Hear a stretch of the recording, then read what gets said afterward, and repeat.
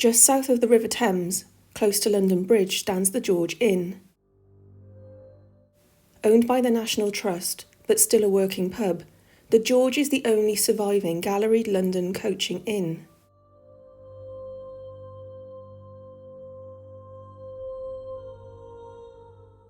In the Pickwick Papers, Charles Dickens described the area of Borough High Street as great, rambling, queer old places with galleries and passages, and staircases wide enough and antiquated enough to furnish materials for 100 ghost stories.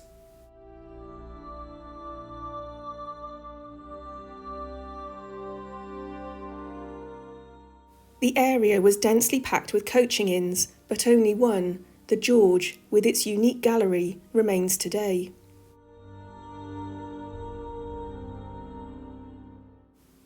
The gallery would have been where travellers and coach drivers would look down on horses and coaches coming and going from the inn.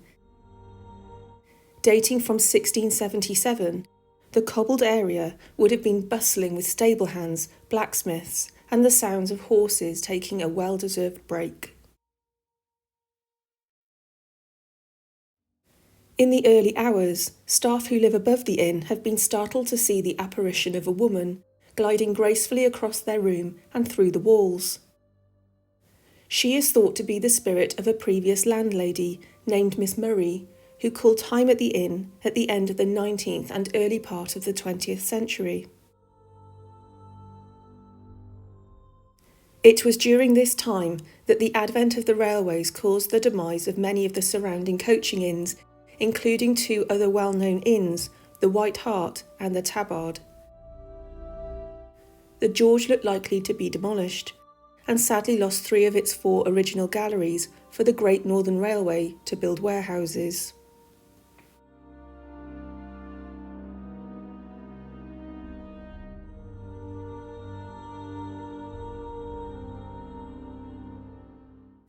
The formidable Miss Murray was determined her inn should survive the changing times, and supported by her loyal patrons, the inn still stands today.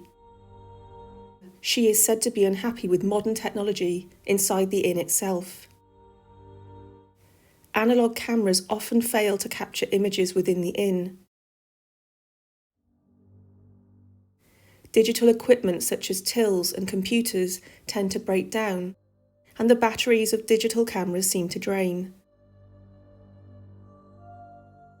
The George Inn and its fascinating history still seems to be an active place even to this day.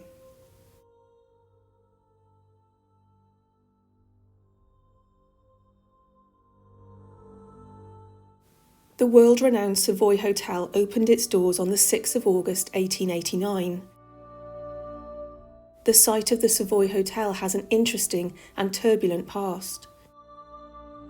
In 1263, the Savoy Palace stood on the site, and this was gifted to Henry III's son Edmund, the first Earl of Lancaster.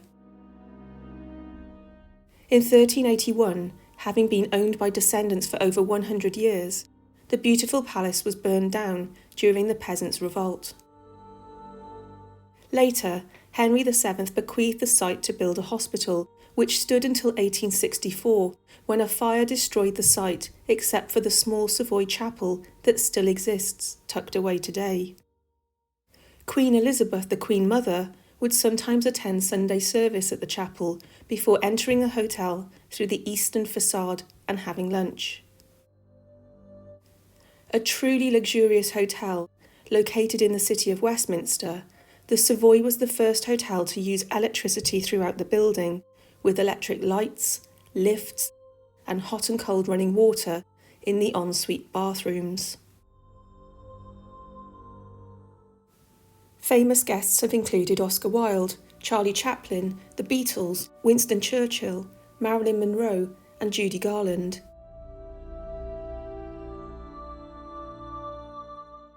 The recently refurbished Royal Suite costs approximately £16,000 per night. Fred Astaire and his sister danced on the roof of the hotel. Marlene Dietrich always requested 12 pink roses in her suite, and in 1975, Charlie Chaplin stayed here when he received his knighthood from the Queen.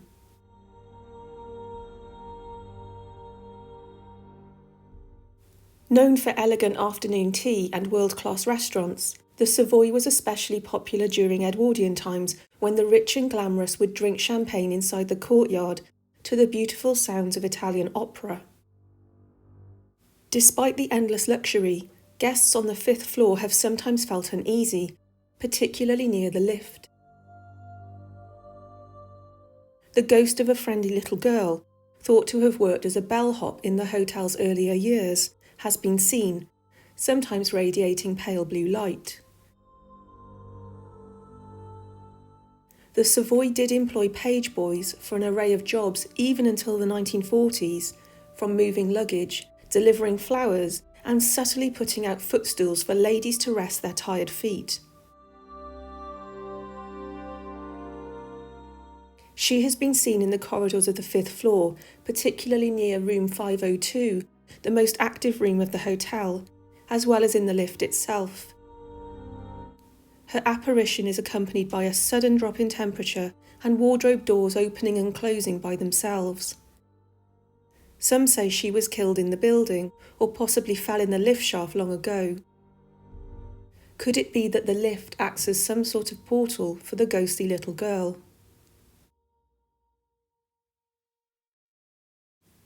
In 1898, Wolfe, who made his fortune from the gold and diamond mines of South Africa, held a grand dinner party at the Savoy the night before he returned home. Some of his friends had to cancel, and his guests joked that the party consisted of 13 diners, a number deemed to be unlucky. Lively conversation on the topic of superstitions ensued. Wolfe laughed off a comment from one of his guests, who stated that the first to leave the table would be the first of the group to die. Wolfe, in an effort to diminish the credibility of such an outrageous claim, rose to his feet, bid his guests good night, and returned to his room. Shortly after returning to South Africa, Wolfe was shot dead in his Johannesburg office. This solemn event had a profound effect on his friends, as well as the management team at the Savoy. Unwilling to risk a repeat event and fearful that diners would be deterred from booking, the Savoy deemed that any group booking of 13 would be joined by a member of staff. For the next 25 years, this rule was adhered to, with members of staff making the numbers up to 14. However, having a stranger at the table meant confidential subjects couldn't be discussed, as well as the staff being a man down. The Savoy needed a solution. Around 1925, the Savoy commissioned an architect to design and create a 3-foot wooden cat to be carved out of a single piece of London plane. He was lacquered in black to act as a symbol of good fortune. He was affectionately named Casper, and ever since, should a group of 13 arrive for dinner, another place is set at the table and Casper is placed to join the guests. A white napkin is placed around his neck, and he is served each course, along with a saucer of milk.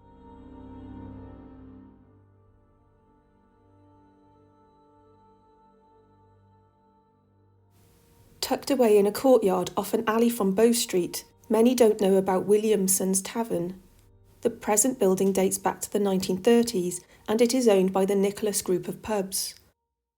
Its past still seems to affect the building today. The mantelpiece over the fire in the pub is said to mark the exact city centre of London.